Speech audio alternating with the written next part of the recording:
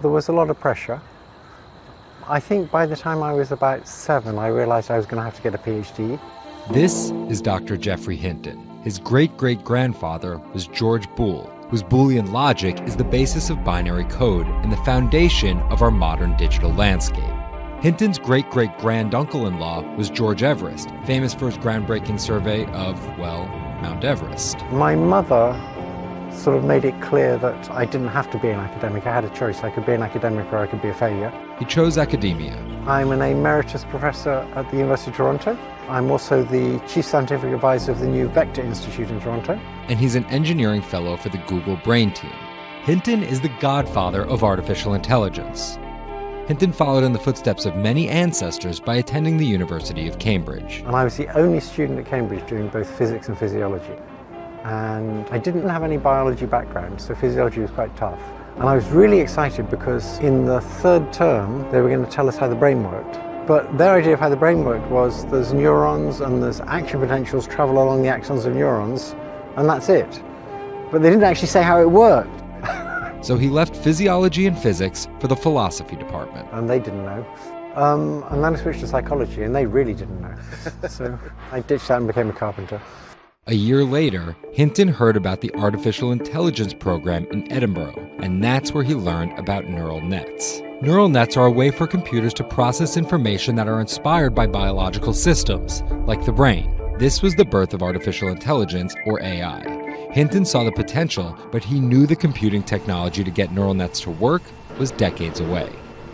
I started my PhD in 1972. 1972 was about the lowest neural networks ever got. Everybody who did AI was convinced they were complete nonsense. Like everybody. It's not that I couldn't get a job in the UK, I couldn't even get a job interview. So if the AI world had given up on neural nets, why didn't Hinton? I think it was partly that my parents were atheists and I went to a religious school. Everybody around me believing in God and me knowing that it was just complete nonsense. That's very good training for a scientist, to be in an environment where there's some obvious nonsense that everybody else believes. There's one simple truth that kept Hinton believing that AI could work. The brain works. The brain's a big neural network, and the brain didn't get there by somebody writing lines of code to make it work. So how do you achieve what Nobel Prize winners and most of the artificial intelligence community couldn't? If you want to understand a really complicated device, you should build one.